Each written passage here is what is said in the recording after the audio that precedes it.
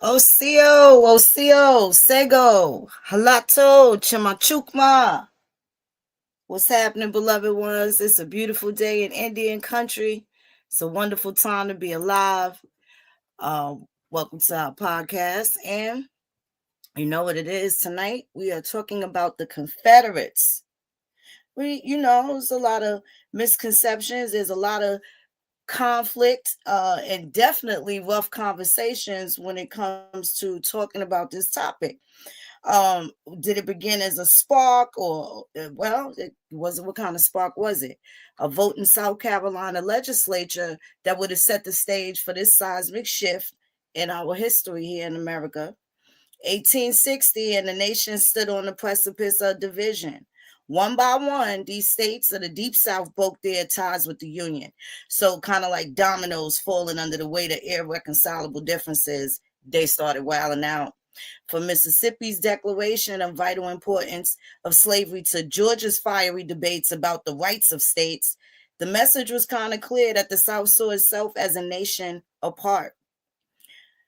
Was it a question of economics, the right to keep slavery, a matter of principle, or a fight for survival in the face of cultural and, I guess, political change? How did the North respond? Not just by the Union loyalists, but those in Maryland, Kentucky, and states like Missouri, right? And even beyond, whose hearts were beating for the Southern cause. So I guess, we're going to kick it a little bit. We talk about the states and secession as they left as well. And I'm going to start off there. You got South Carolina. That was the first state, December 20th, 1860.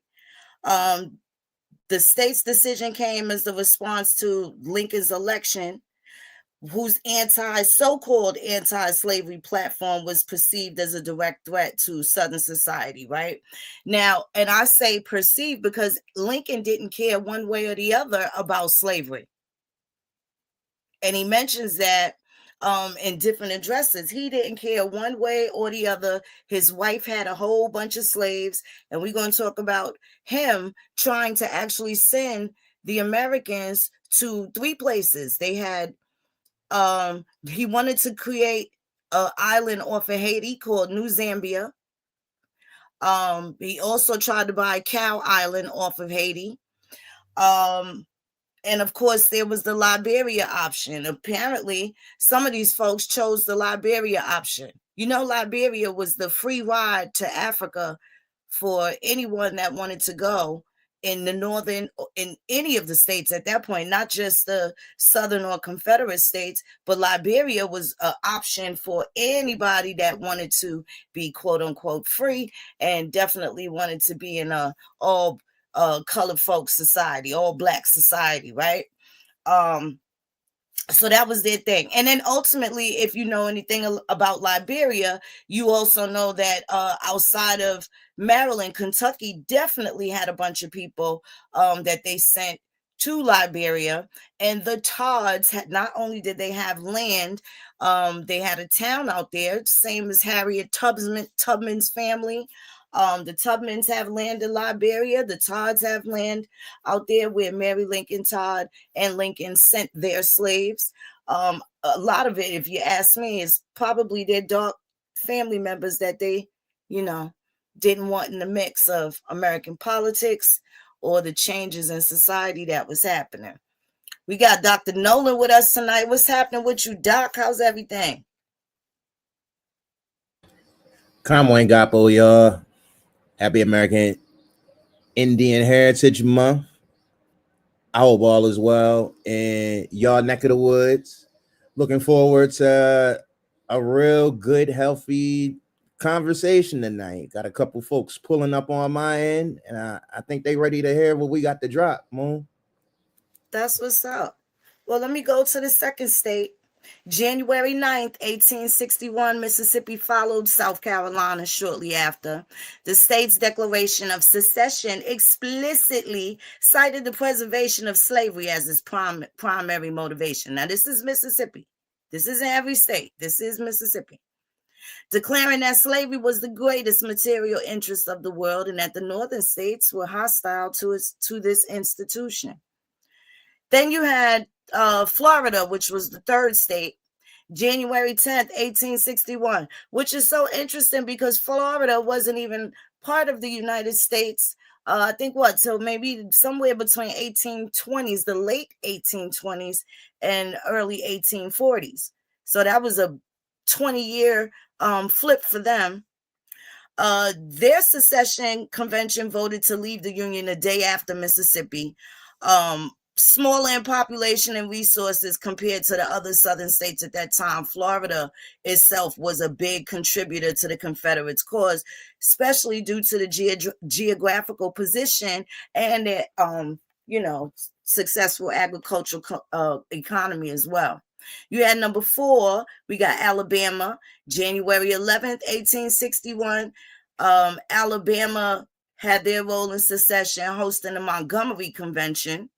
That eventually formed the Confederate States of America. That was the site of the that was the state that was cited federal overreach and perceived attacks on states' rights. So that talking point came from out of Alabama, and that was their reason for leaving the Union. Then you had Georgia. Georgia's decision to secede came after there plenty of heated debates. After the Cherokee removal 2 times, right? The forced one and the ones that left prior to that, or who lost their land through the Yazoo, right? 100 years before, and they were dispersed and scattered all over the place. So like the other states, cited the North's opposition to slavery as their concern. Georgia's economy was totally twisted and deeply tied to the cotton production, and they depended heavily on the labor of so-called slaves. Louisiana was the 6th state, and they left on January 1861. Give me 1 second.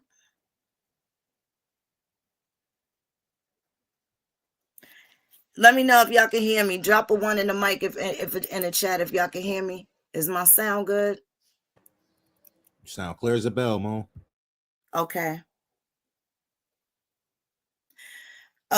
Louisiana, they had the best location, strategically set to control basically the Mississippi River, and that was vital for the Confederacy.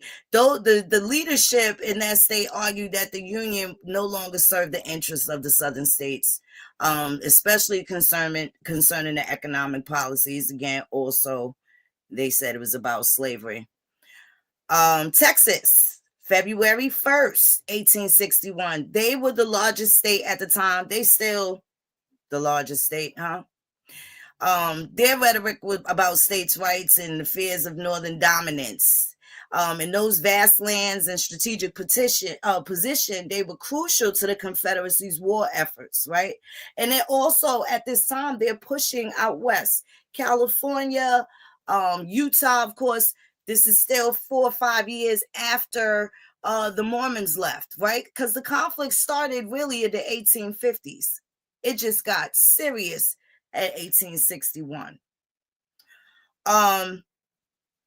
Virginia was April 17th, 1861, and they initially hesitated. They were the hesitant ones, but they did secede and they joined the Confederacy after Lincoln's call for the troops to suppress the rebellion. So the state became the battlefield, and also, if you know, Richmond, Virginia was their capital at that time, right? Because it started off in Montgomery, but Richmond, Virginia ended up being the capital. So people that do genealogy, you know, if you have Tennessee records, especially during that time of conflict from the 1860s and even post Reconstruction, before they were added back to the Union of the United States, and Tennessee happened to be the first state back. But a lot of those records were housed in Richmond, Virginia. Moon, so I wanted to share something. Sorry, go ahead after you're done. There would be people that would have to go to either Kentucky to get their records. People born in Tennessee, they would have to go to Kentucky to get a lot of their records, or Richmond, Virginia. Go ahead, Doc. My apologies. I really wanted to drop this since you was talking about Virginia.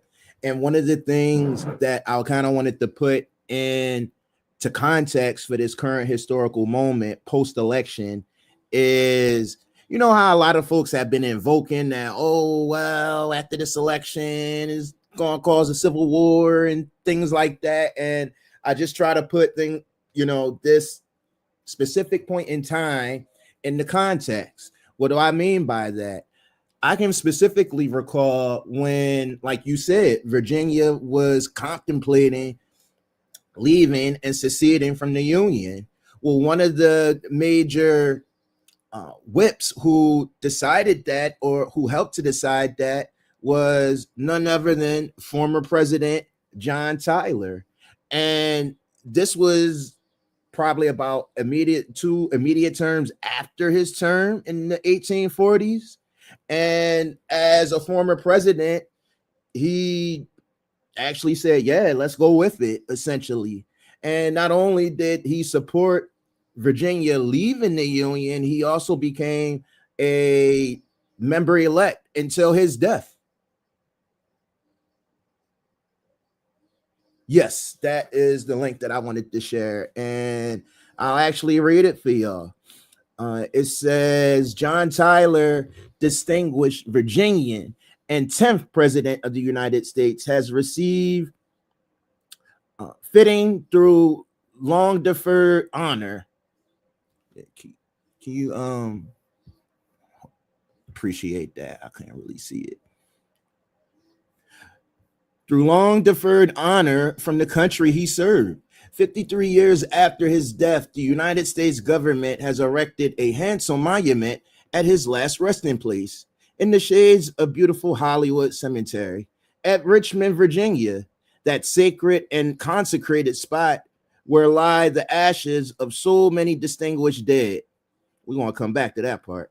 On a crest overlooking the James River, and near the tomb of James Monroe, 5th President of the United States, and the 4th Virginian to be so honored, this magnificent shaft blazons to the world that national recognition of one who did a noble part in his country, yet whose convictions led him to leave the Union and cast his lot with his native state when the sections became separated. President Tyler upheld Virginia in her secession, representing her in the provincial Congress of the Confederacy. And he was also member-elect of the Permanent Congress when his death occurred in 1862. I want to stop there because in this current historical moment of, the election that just went on, and with certain Smith-Munt Act media, state propagandists or media pundits, invoking civil war. And, I just come out and say it, how certain folks have been saying that Donald Trump is going to cause a civil war, or how he has, and, January 6th. Yet a lot of historians, Moon, they never talk about folks like John Tyler, the true, American and Confederate history, where John Tyler was an actual former president and said, yes, I will side with Virginia as they want to leave the Union. And yes, I will serve in their provincial government. I yield there. Thank you so much for that. Yeah, it's super interesting. I hope they seen the thumbnail. I love that picture. I want to get a picture of this dude. Hold on 1 second. Let me pull it up.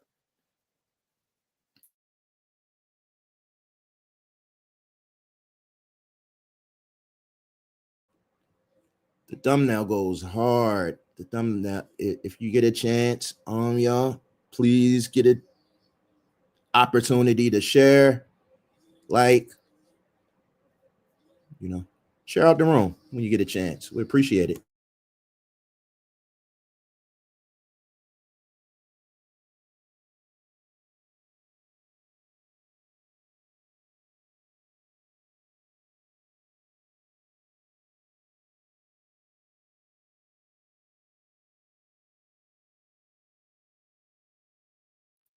There you go.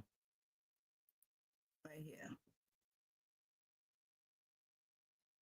Now, that's his wife to the left, and you see the little babies over there on the right, on the left with him. Y'all see this lady back here who looks like this lady right here, who looks like Jefferson Davis? Don't they look like Ken? Oh, hold on. Let me put it back. Put the resolution back. My bad. Yeah, they look like Ken. Hold on. Let me grab that again.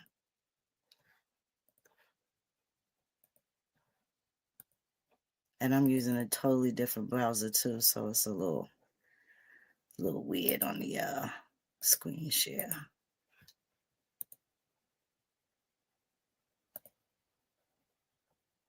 There you go. You see that woman looking like one of our Indian grannies? Yes, ma'am. And this lady here in the background, Coco in the background, smiling. Isn't that interesting? Don't look unhappy. She does not look unhappy at all. At all. And then, of course, there's this lady right here. You can't tell me she ain't no Indian. Okay? Now, if you know Niketi, Princess Niketi of the Powhatan Nation, she is also a Davis. And I've always suspected that Jefferson Davis some kind of kin on that particular line. Yeah, interesting. We got number 9, Arkansas, May 6, 1861. Arkansas seceded after much internal debate. The state expressed concerns over their federal encroachment on states' rights, again, states' rights, and solidarity with the Southern cause, especially after Lincoln threw his troop requisition out there. The 10th state was North Carolina. May 20th, 1861, North Carolina was the last state to join. It was North Carolina, okay, to join the Confederacy, and they were allegedly motivated by the other southern states in opposition to what was seen as northern aggression.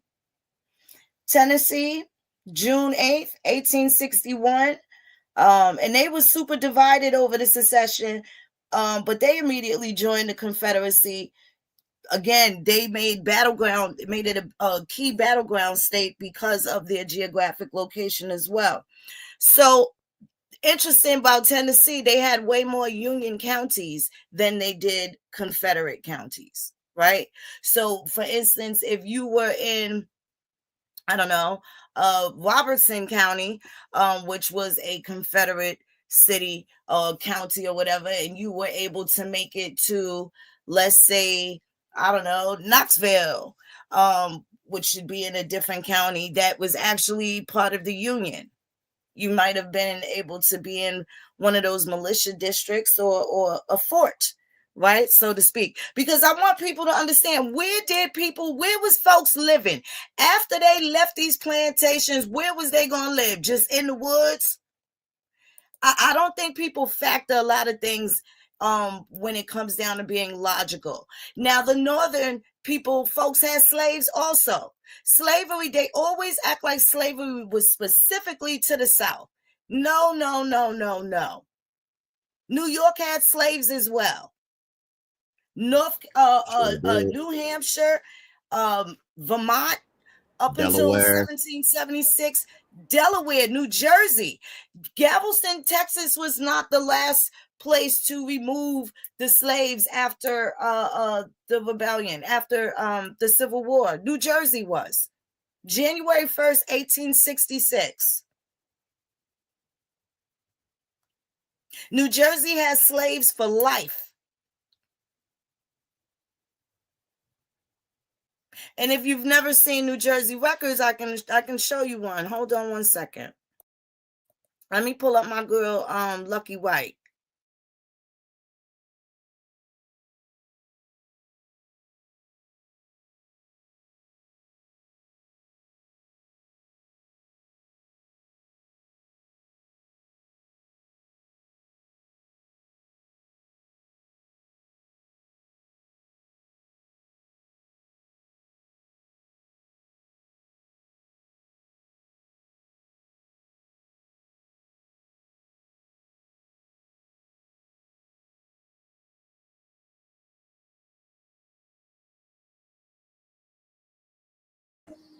While Phoenix is pulling that up, feel free to put exactly which territory you're chiming in from today.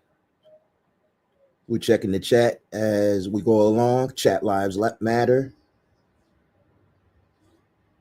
Just want to check in and see where y'all hitting us from at today. Just want to send y'all good wishes from Okihaken and Lenape-Haken territory.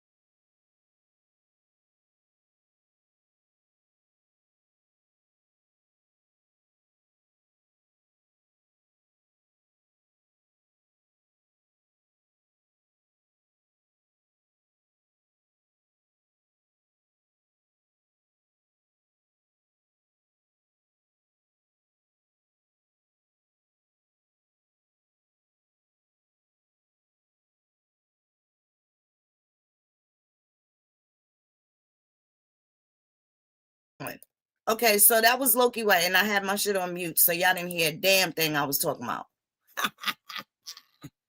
We didn't, but we definitely saw that slave for life. Right? And that I was like, wow. Yeah. So Loki, a slave for life, housework, particularly, like she's not gonna ever pick potatoes or anything like that. She is a house slave for life, specifically to the house, right? But again, she's listed in the household. So and when you see that, you can guarantee that they're earning. And if you see slaves on a census record, then that means they're 3/5 of a person vote counted. Let's go there. 3/5 of a person's vote counted, whereas the free person of colors did not. So slaves was able to vote. Slaves was able to establish citizenry within the states.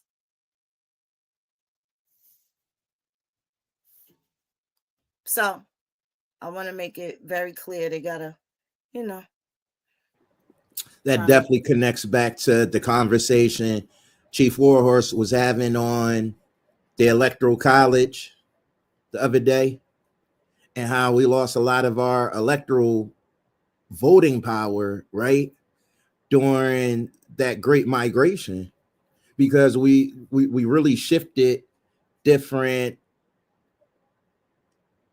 economic modes of production, right? We went from an agrarian agricultural society, right, where we had control over the land, to an industrial mechanized society where we did not own the tools and technology. We did not a lot of times have those ownership of those factories up north. Absolutely. Later, we developed that, and during that transition, I really noticed a shift or a disruption that happened in our economic base and voting power. Yes, indeed. I want to so now we talking about the voting power. Again, this goes back to the misclassification, right? And also because that was how they established how many representatives went to a particular place. Right? Represent on under the body of people. Let me pull up something. Hold on.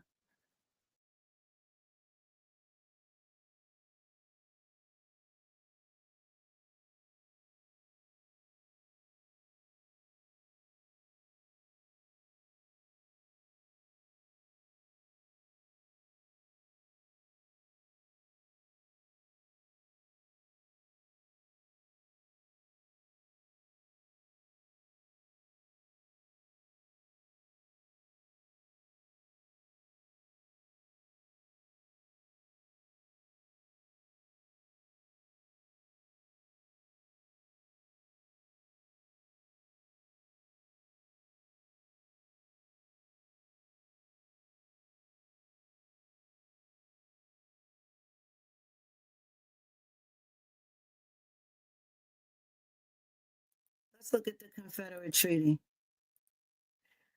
and see what they was talking about. You sharing your screen? Yeah, I'm going to right now. Okay. So here's the preamble. We, the people of the Confederate States, each state acting in its sovereign and independent character in order to form a permanent federal government, establish justice, ensure domestic tranquility, and secure the blessings of liberty to ourselves and our posterity, invoking the favor and guidance of Almighty God, do ordain and establish this Constitution for the Confederate States of America. Article 1, Section 1. All legislative powers herein delegated shall be vested in Congress of the Confederate States, which shall consist of a Senate and House of Representatives. Section 2. The House of Representatives shall be composed of members chosen every second year by the people of the several states.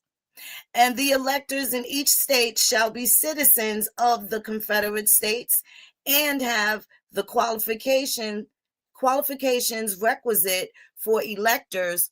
What's that you said, Doc? The electors of most numerous branch of the state legislature. But no person of foreign birth, not a citizen of the Confederate States, shall be allowed to vote for any officer, civil or political, state or federal. No person shall be a representative who shall not have attained the age of 25 years and be a citizen of the Confederate States, and who shall not, when elected, be an inhabitant of the state in which he shall be chosen.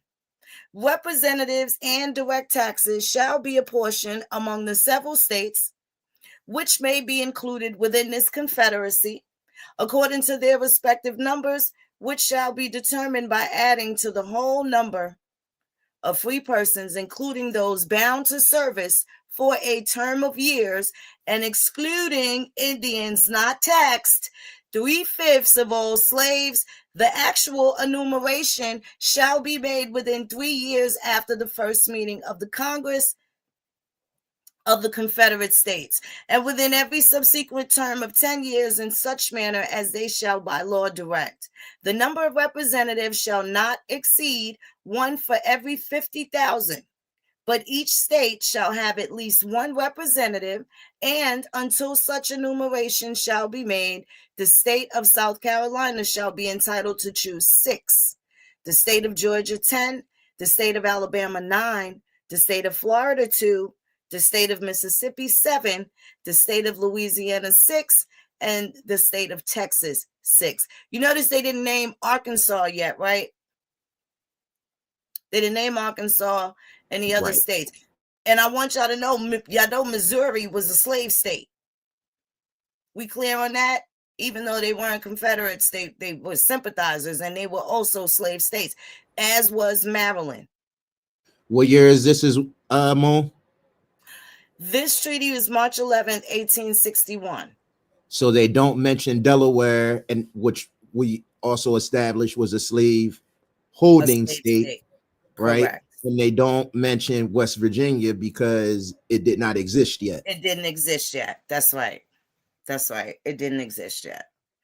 And then betwixt and between West Virginia and, of course, there's Kentucky, who had a whole bunch of sympathizers, but they weren't technically a state that ceded from the Union. And California is heavily involved in this as well. It's really interesting because this is also going to show as we continue, because we're going to have a couple of parts to this. And the reason why we're going to have a couple of parts to this, because we still going to have to go back to our man Tom, right? And the reason why we're going to go back to Tom Ackland is because his grandmama was married to Franklin and Armfield, to Isaac Franklin of Franklin and Armfield, slave. What do you call that, Doc? What was it? It was a slave chain migration, huh? Precisely.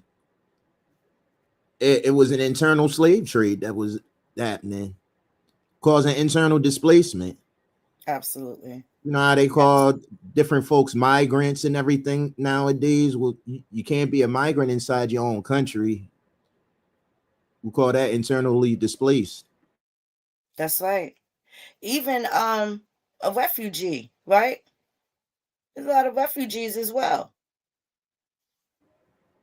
If we talk in a Confederate sense, yes, because we've established that confederacies, right, are loosely based forms of government that have small federalized power, right? So right. DC in this instance, or Richmond in this instance, would not have power. Each individual state's capital, right, would have that respective power. So if we talk in Florida, that would be Tallahassee. If we're talking Georgia, that would be what? Augusta, right? Yeah. Whereas in federalized systems, you have a more stronger federal government, a more stronger DC, which we see right now, and less power from the states. And it's also interesting that a lot of our forms of government, right, were confederacies. The Powhatan Confederacy, the Iroquois Confederacy. We can go on. I'm going to skip down. I am still on section 7. I'm on section 7. Actually, let me go down. Okay, I'm going to go down to section 8, article 3.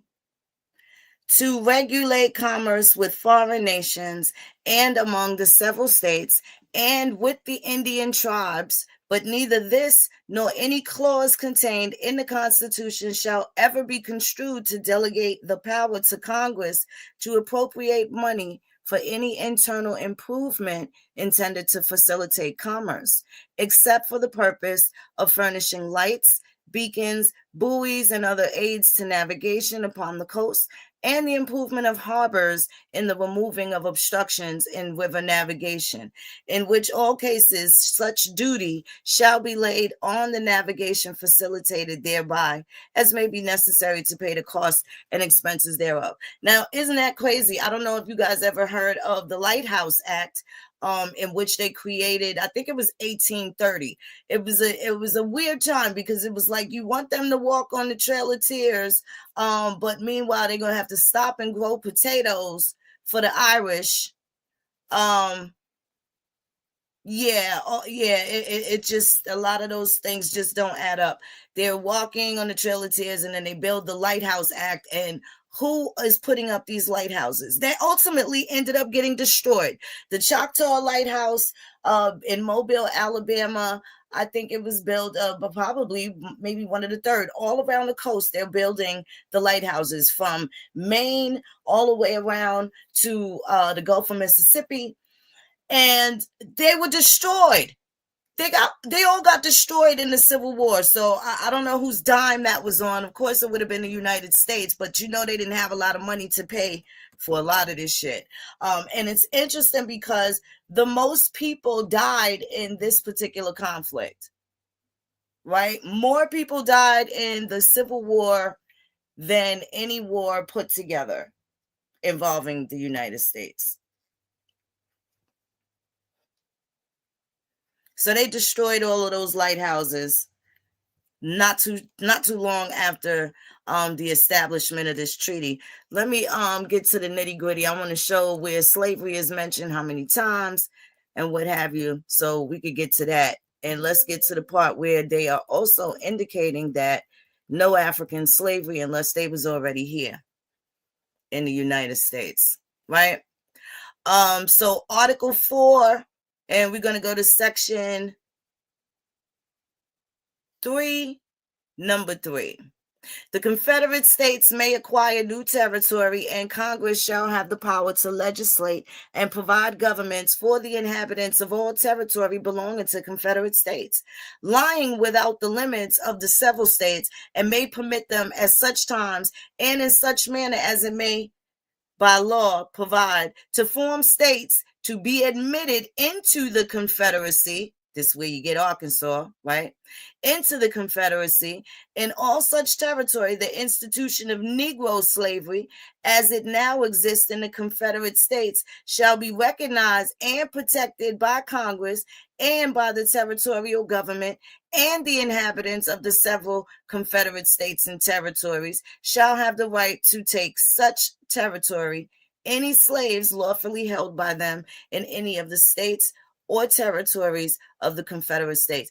And again, the interesting part is this is where your Mormons are fleeing. Brigham Young and all of them, they skedaddling out of Mississippi, out of these other Confederate states. And guess who's going with them?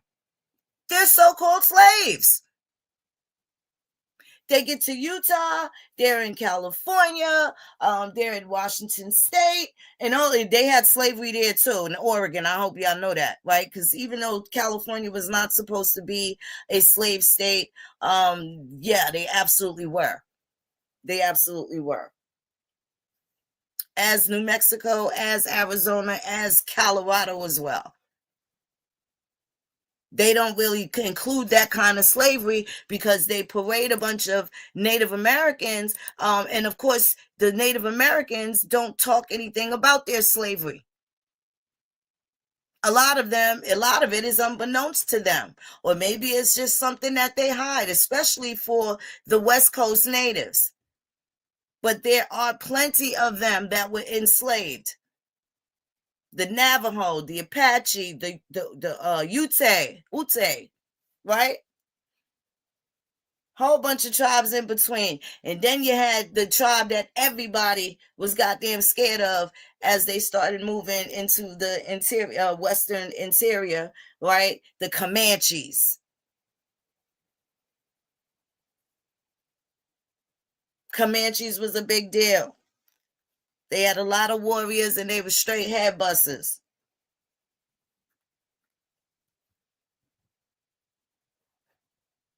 So for the people that have done their genealogy, some people have roadblocks, and they really can't find anything beyond 1870. Sometimes you have a whole lot of documentation prior to that, and then around 1870, you don't see your family on the census no more. That might be because they went somewhere else. And Brazil could have been one of the places. Egypt could have been one of the places, because they left after the Civil War and went to go build the Sphinx and shit like that. They went to go build the Suez Canal. I don't know if folks know that. And again, we're going to have to go back to Tom's grandma, because they was playing both sides. And they were Union soldiers, the Union, and as well as the Confederates. And they were both neck and neck. Whenever I see the word abolitionist, they are a covert prejudice. They did not do a whole bunch of stuff to free the slaves. They did that so that white people would not be enslaved.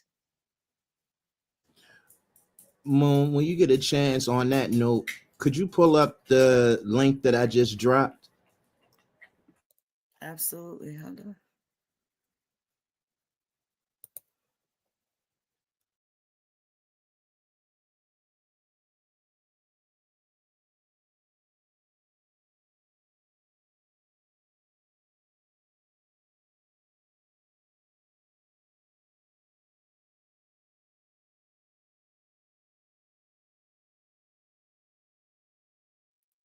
There you go.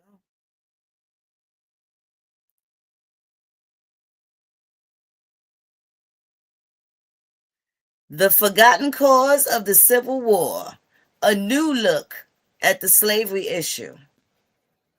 What page you want me to read, Doc? I like you to stop on this picture right here.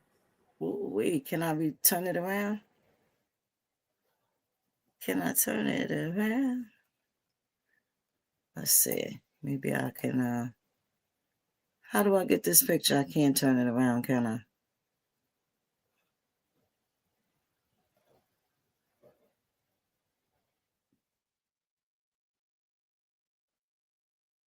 I guess I could do this. Hold on, I could do this.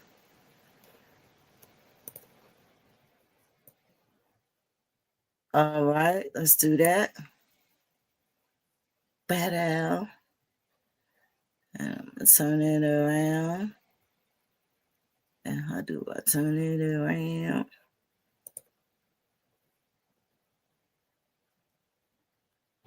Okay,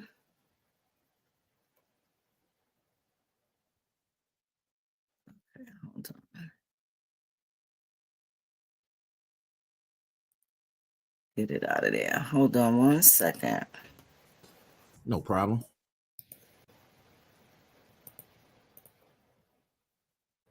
Just a little background on this book, y'all, while Moon is bringing that up. This book, The Forgotten Cause of the Civil War, one of my favorite books. It's by Dr. Lawrence Tenzer. This book, I tried to find multiple times, hard copy, during my doctoral studies. And my university, for the school I went to, it's the third largest in North America just to give y'all how large it is. And even there, when I tried to find it, all 3 copies were gone. This book retails at the time, that was about 2017, 2018. That book was going for about $999 American, about $1,300 Canadian. Even when you try to search for it on Amazon, it's usually not in stock, and partially because of the information we're showing you in here. Go ahead, Mo.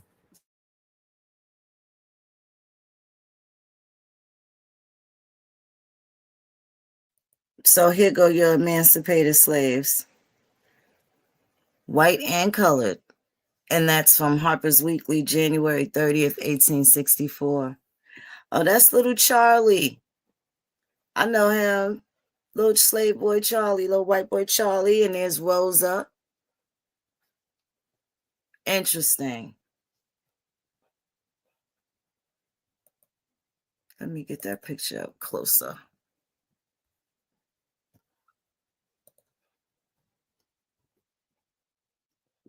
You see that good? Yep.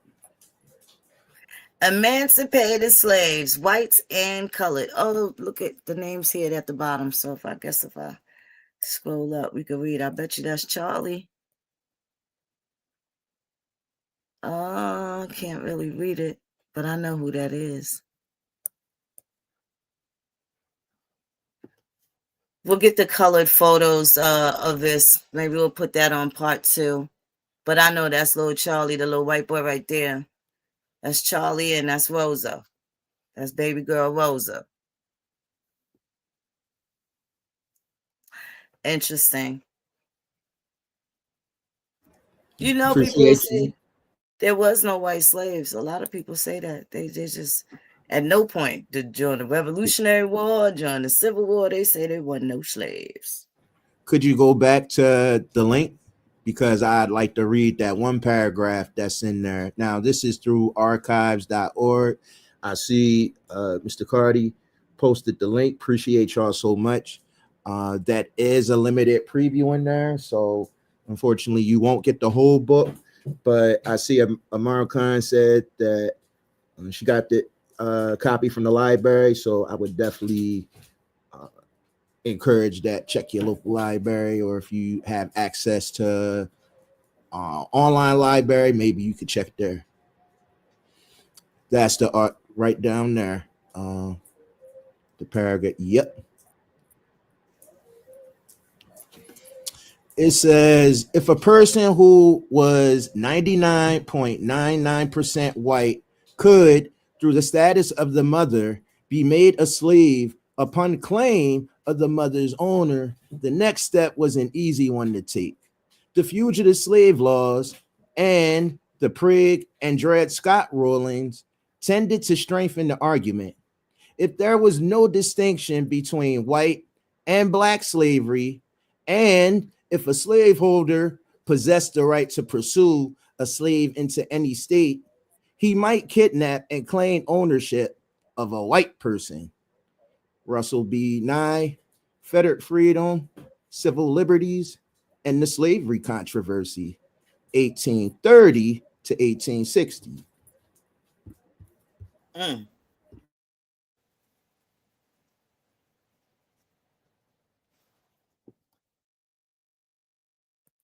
Well, thanks for that, Doc. I'm gonna go get the let me get the treaty that he wrote with the Indians, with my favorite line. What did he say? What he told them? As long as the grass shall grow and the water runs. Right? Hold on a second.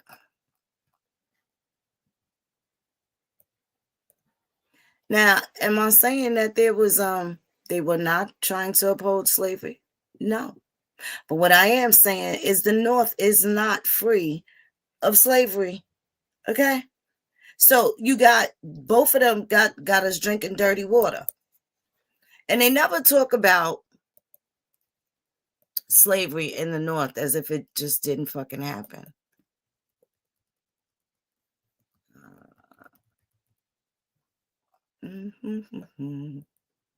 It's just so weird because in Delaware, since Delaware is the second smallest state next to Rhode Island, so a lot of that big money and everything, we know Delaware to be tax-free haven now, but back in those days, a lot of that slaveholding money they didn't hold in Delaware because it wasn't technically a quote unquote slave state. It was a quote unquote border state.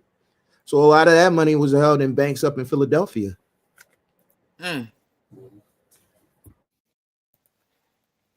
Speaking of Philadelphia, that's Second National Bank, right? Second National Bank is who had the funds for Franklin and Armfield too. Where those families at? Is anybody that wants reparations for slavery? Are they considering at all suing the estates of Franklin and Armfield? And what about the Rikers family? You know, they had dibs in the railroad and shit like that, and they were part of the kidnap club. Rikers Island, you know, Richard Riker and them, they were part of the kidnap club, and a lot of them had to hightail it out of here. And when I say hightail it out of here, they had to skedaddle. So you know these families are going to be a part of the people that had to flee the United States, right? So they locked Jefferson Davis up, and you know you had the Union soldiers. They were locked up in Andersonville down in Georgia, right? You had Elmira Prison in New York. If you didn't know, Elmira Prison in New York was a prison for Confederates. It ended up being a state jail. It's a state jail now, but it was a jail for Confederates. So they held the Confederates in the North, and of course in the South and in these Confederate states, they held the Union soldiers, right? Both doing each other dirty. And then of course they had the trade. What are those two brothers? What was one named Curtis or something like that? It was the Curtis Hill Act or something, where these gentlemen negotiated to swap out prisoners. You give us we'll give you 2 Confederates if you give us 2 of our Union soldiers, things of that nature. I forget the name of the act, but I'll definitely include that in the next one. But they had to hightail it out of here.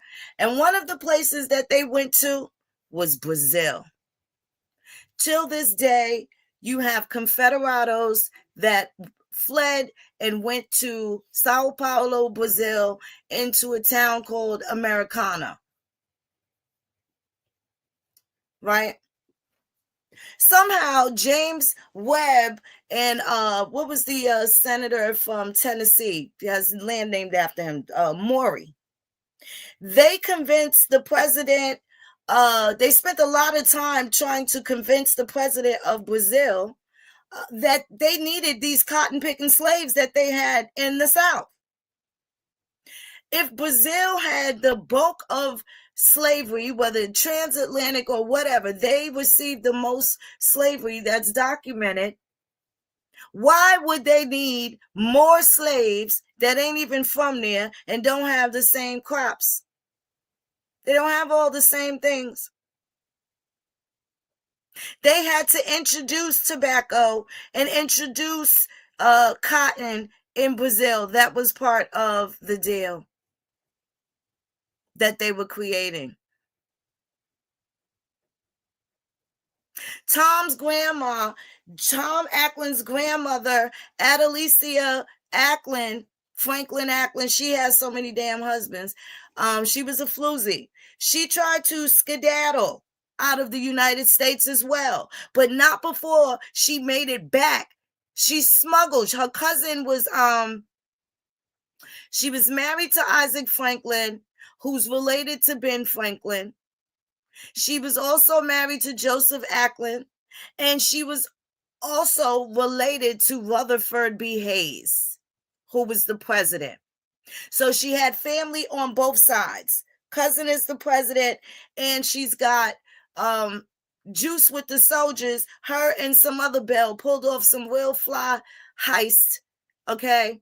And they convinced the Union soldier, they bribed him, whatever you want to call it, who was also her cousin, and his name escapes me now, to let them in because they locked those ladies up. They locked those 2 Southern Belles up for trying to go back and get a whole bunch of cotton that was left at Angola. Angola, the prison. The private prison Angola in Louisiana that's still standing today.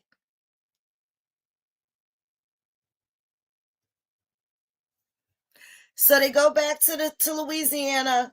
She leaves Tennessee to try and flee to Louisiana so that they can smuggle out this cotton. So this white woman did not want to be broke.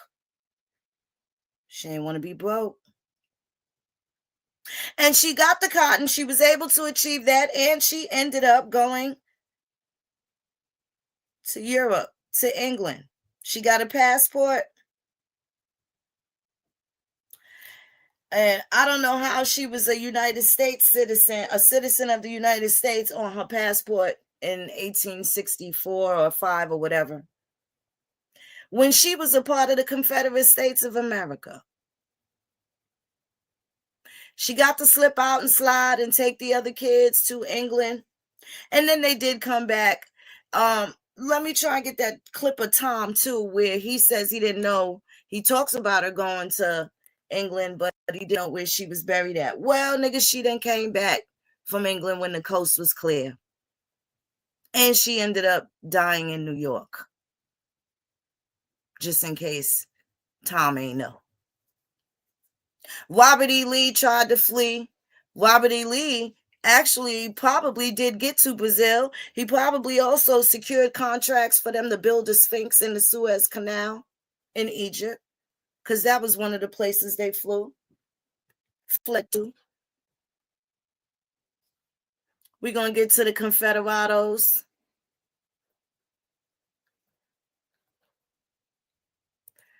And 1 second here.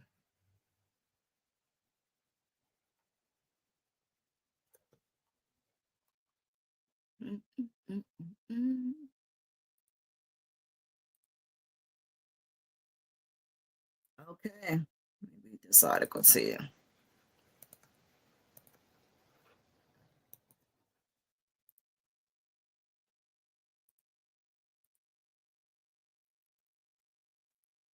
Oh, no, that one. Skip ahead of myself. Hold on. Here we go. By the time the Civil War ended in 1865, much of the South lay in ruins, physically, economically, and socially.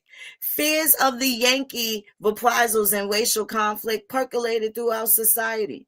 Enslaved people had been freed. Confederate President Jefferson Davis was imprisoned.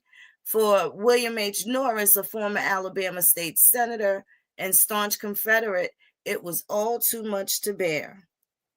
Rather than rejoin the United States, he and a son traveled to southeastern Brazil in late 1865, and they purchased about 500 acres of rolling hills and reddish soil that reminded them of Alabama. They then bought 3 enslaved workers, planted cotton, sent for the rest of the family, and proceeded to live as if the Confederacy hadn't just collapsed. The Norris family was not alone in their desire to avoid Yankee rule. In the decade after the Civil War, roughly 10,000 Southerners left the United States. Now, I got articles that say as much as 20 to 50,000 left. I got other drop that says up to 50,000 left. Southerners left the United States, but that's still subject. Leaving the United States could have been Colorado, it could have been, well, not Colorado, New Mexico or Arizona, which at that point was not added to the Union yet, right? But we know for sure they're talking about South America. The majority going to Brazil where slavery was still legal. Others went to such places as Cuba, Mexico, Venezuela, Honduras, Canada, and Egypt. Though hardships prompted most to come right back, descendants of those so-called Confederados maintain a presence in Brazil, even today. The House of the Norris family, the first American Confederate family in Brazil. Let me pull that up. Let me see if I can get that up. Trying to make it a little bigger so y'all can see that.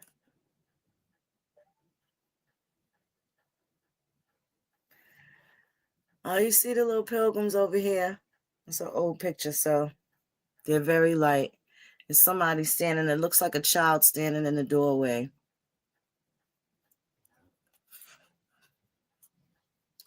Amid the post-Civil War chaos, several countries tried to entice Southerners, largely for political and agricultural reasons. In Mexico, for example, Emperor Maximilian I, soon to be executed before a firing squad, awarded land and tax breaks and hired Confederate oceanographer Matthew Fontaine Maury to be his imperial commissioner of immigration. Ain't that about a bit? In Venezuela, the authorities also provided land and tax breaks. And in Egypt, an Ottoman viceroy brought over ex-Confederate and ex-Union officers to help invade Ethiopia. Ooh. The best incentives, however, came from Brazilian Emperor Dom Pedro II, a Confederate ally who had sheltered and supplied Southern ships during the Civil War. He offered land to the Confederados for as little as 22 cents an acre, subsidized their transport to Brazil, provided temporary lodging upon arrival, promised them quick citizenship, and at times even personally greeted them as they disembarked. Much of the Southern media opposed the exodus, as did Robert, who believed all efforts should go toward rebuilding the South. But Don Pedro counterattacked by taking out advertisements in U.S. newspapers. Meanwhile, certain organizations, Southerners, produced glowing reports that portrayed Brazil as a tropical paradise. Of course, when they got there, it was nothing like what they thought it would be, says Cyrus B. Sonny Dorsey, a professor at Emeritus at Auburn University, who co-authored and edited the book Confederados, Old South Immigrants in Brazil. Dom Pedro seemingly had two main motives for luring Confederados, the first of which was agricultural. He saw these people as bringing new technologies and new abilities in farming to Brazil, which in fact they did. Dorsey says, pointing out that they introduced watermelons and pecans into their new country, along with the state-of-the-art plows. So they bought the watermelons. They introduced the watermelons. Now, if they had 10 zillion, gazillion Africans there already since 1600s, taking them to Brazil, 14, 15, 1600s, they just now got the watermelon. They had to wait till the U.S. American Indians got over there to get the watermelon and the pecan. I'm only saying pecan just to be facetious, because I really say pecan. Shout out to DT and Aja and Hot Almighty. Pecan. Watermelons and pecans into their new country, along with the state-of-the-art plows. So let's watch this little snippet they got here. Sherman's army crosses the PD River into North Carolina.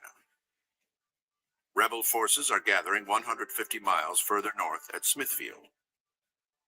And Sherman reminds his soldiers that they are now in North Carolina, a state that barely voted for secession, and that their conduct towards the civilian population ought to reflect that.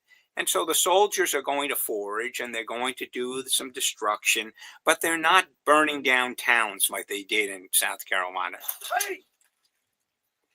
But the war is not over. Confederate General Joseph Johnston is Robert E. Lee's personal choice for the last stand. Johnston now has 22,000 troops, just waiting for a chance to strike.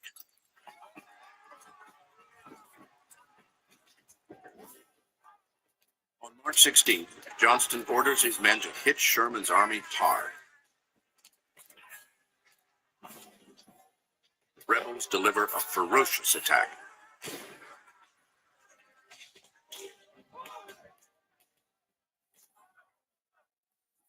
The Confederates withdraw at sunset. They have fought hard and well. There is the slightest flicker of hope for a Southern victory. 3 days later, at Bentonville, Johnston attacks Sherman's left wing from 3 directions. It is a brilliant and daring plan.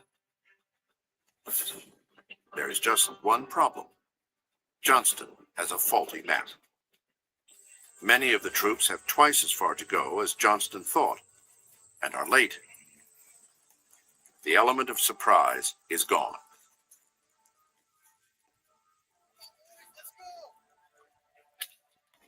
When the Confederates attack, the Yankees are prepared. It is brave, glorious, and ultimately futile. Johnston feels he's been put in this position by Lee and that he must do the best job he possibly can. He's gambling. He knows that his army has very limited strength, but he feels like it's a desperate situation and he's got to launch the attack. Finally, the Confederates withdraw. Sherman is now sure of victory. The march from Atlanta to Savannah and then up through the Carolinas is a complete and overwhelming success.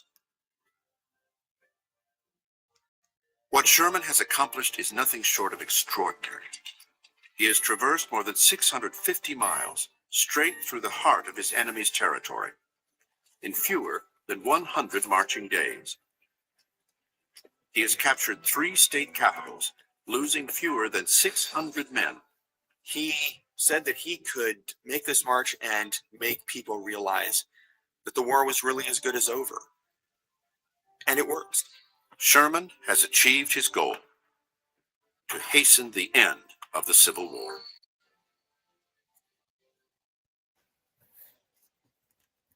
Right, so The Medal of Honor. let me read awarded to this. Hold American on.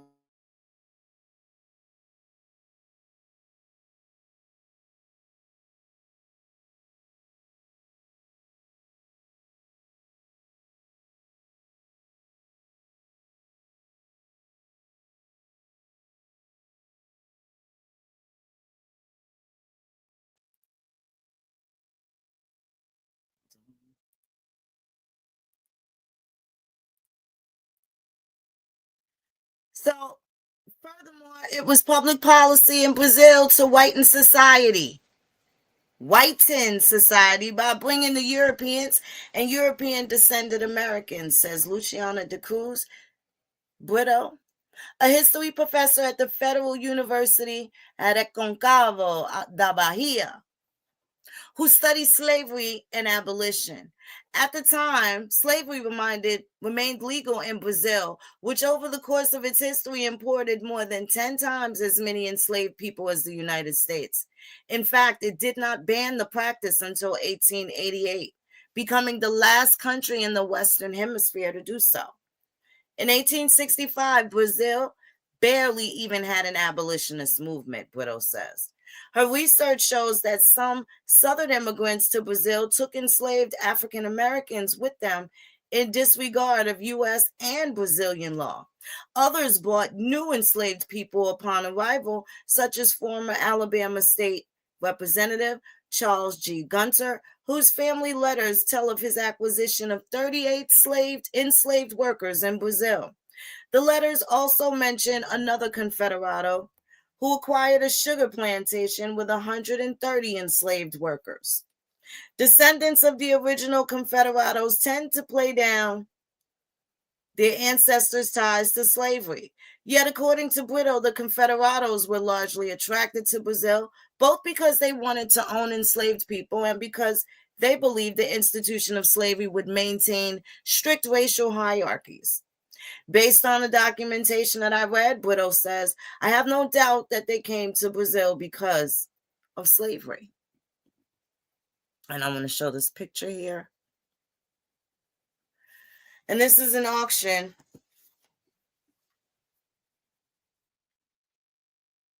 This is an auction here.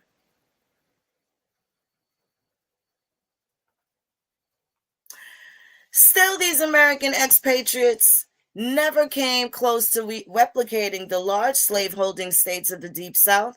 The folks that moved to Brazil were not wealthy plantation owners, Darcy says. They were middle-income farmers. Some were doctors, some were school teachers, some were machinists.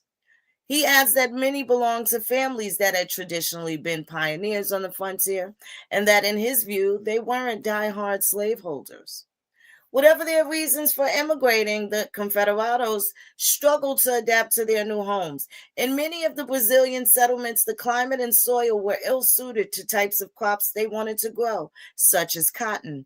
Disease, insect infestations, and internal power struggles likewise took a toll, as did a lack of transportation infrastructure that made it difficult for them to get their crops to market. Political support also dried up as Dom Pedro became distracted by an economic downturn. His country's participation in the gruesome war of the Triple Alliance and his own worsening health. At the same time, language and religious barriers, the overwhelmingly Protestant Confederados weren't even allowed to bury their dead in the local Catholic cemeteries, contributed to a sense of isolation, Darcy says. You read the letters and they were just homesick, not just for their family members, but also for their way of life, like things like church and food. What's more, Brazil's racial norms proved perplexing, particularly the more relaxed attitudes toward interracial marriage and the integrated army and police force, and the social mobility permitted to free blacks. Plus, as Brito points out, a lot of people who were considered white in Brazil were considered mulatto by the Confederates. This is a descendant of the Confederates in traditional clothing at the Fiesta Confederada in Brazil. This is all from 2016. So check him out.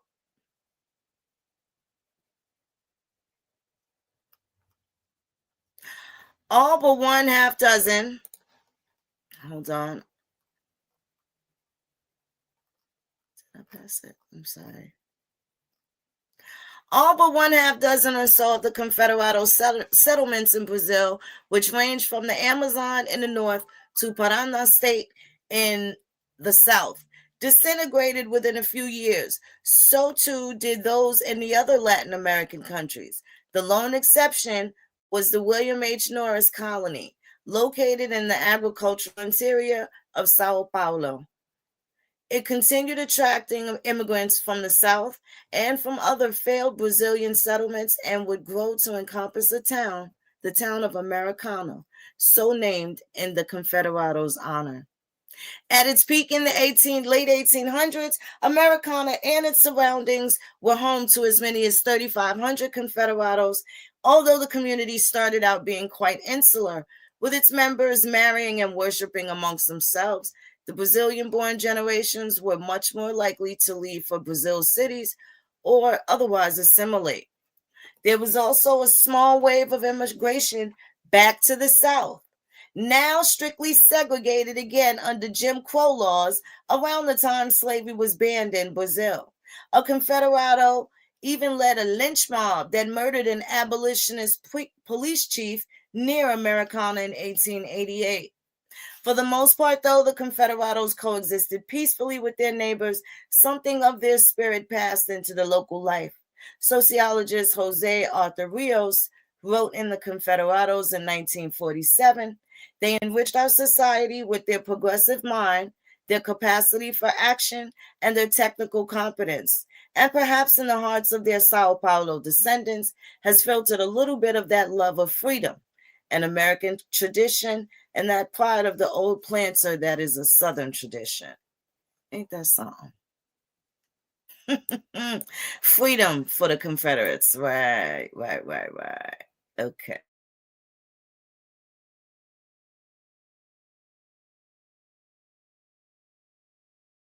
Although we got another article here. Dom Pedro, that weirdo. Hold on a second.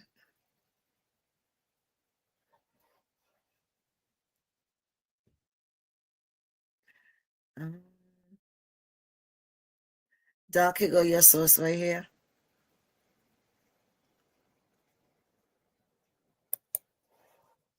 Yep, sure is. All right, hold on. There you go.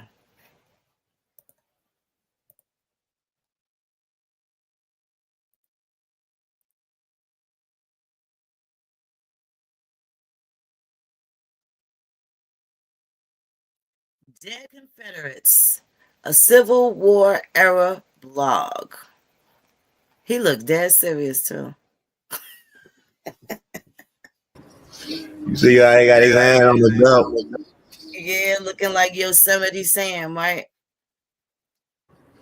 What until our nation had bull. There have been a lot of articles over the years on the Confederados, descendants of the Southerners who immigrated to Brazil after the Civil War, hoping to recreate their plantation-based culture in a new region. This included slaveholding, of course, that remained legal in Brazil for another 2 decades after the ratification of the 13th Amendment in the United States. Most articles have been pretty shallow, treating the Confederados like a quaint curiosity, a people and culture caught in a time bubble, a little part of the old Confederacy that survives in an out-of-the-way spot in the Southern Hemisphere. That's a pretty silly notion, of course. The Confederados of 2020 are Brazilians through and through, who attend the Confederate-themed festival every year. They're like someone who puts on a kilt to go to a Renaissance fair every year, but has never been to Scotland, and mainly knows Scots culture from repeated viewings of Braveheart, the annual Fiesta Confederada. In Brazil's history-themed cosplay, Gone with the Wind meets Carnival in Rio. More importantly, the Confederados are now facing their own reckoning on issues of race, not the same ones we deal with here in the United States, but their own, very different racial structures and cultural traditions that are unique to Brazil. It's pretty fascinating. Brazilians in recent weeks have demanded the removal of the notorious statue in Sao Paulo of the 17th century settler who enslaved indigenous people. Protests for Black equality have rumbled through several cities and in Americana and Santa Barbara do Oeste. The cities founded by the Confederates, Brazilians who have never been to the United States are increasingly asking questions piercingly familiar to Americans. Where should the Confederacy be remembered? On a flagpole or in a museum? My mind has been open to the question, said Maria Lee Colbacini, whose middle name pays homage to Confederate General Robert E. Lee. She attended the festival for most of her life, but has now stopped going. Despite worrying what her community might think, she has begun asking that the flag be taken down. It represents my family's traditions, she said, but in the entire world, in the United States, they know what it also represents. The debate has simmered for years. On one side is the Fraternity of the American Descendants.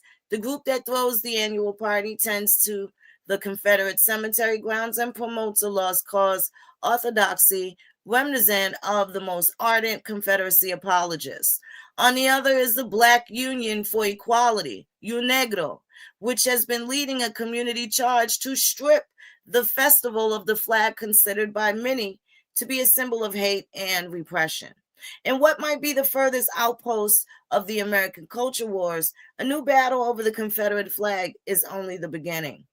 Mass exodus in search of land and slaves. The newspapers called it Brazilian fever. With the war lost, thousands of Southerners, northern rule among freed slaves, were seeking other opportunities. Some pushed for Mexico, others for Venezuela, but Brazil, which wouldn't abolish slavery for another 23 years, proved to be the most attractive of countries. Emperor Dom Pedro, a fierce advocate of the South during the war, tried to induce their immigration, offering free transport, cheap land, and an easy path to citizenship. Southerners sailed out from New Orleans and Mobile, Alabama for Rio de Janeiro. Eventually, between 8,000 and 20,000 immigrated. Move here and buy land, Colonel Charles Gunter urged in a letter to the Charleston Mercury newspaper in 1868. We have here a beautiful place for our village in the center of rich land and on a grand river. But historians say one of the central draws was a country where Southerners could freeze time and continue a lifestyle that had been put to a violent end in the United States. In journals, one bragged about how inexpensive Brazilian slaves were, and another lamented that they couldn't bring recently freed American slaves to Brazil. They came to continue having slaves, said Luciano Brito, a historian at the Federal University of Reconcavo de Bahia. So they were having a hard time. Now, this is some of the Confederates. This isn't all of them. It's not all of them. So not everybody felt like continuing on with the fuckery, per se. These are the ones that went to Brazil. But what about their ties to the Union as well? We're going to talk about that. I guess we probably could save that for part 2. Show their Union activity that was acting very Confederate-y. We definitely need to talk about that. And then simultaneously, why this is happening to y'all, which we want to pick up on next time, is Adelicia Ackland's cousin comes to power. Absolutely. Rutherford B. Hayes comes to power after the Tays-Hilton Compromise, right? And what was that about? They had to, they was going to allow Rutherford B. Hayes to become president, but the deal was you got too much federal oversight. You got to take those federal troops and you got to take that Freedmen's Bank out of the South. So we're going to talk about that and how that impacted Indian country too. And I guess at that point we'll come in with the treaties that Jefferson Davis created with the Indian tribes.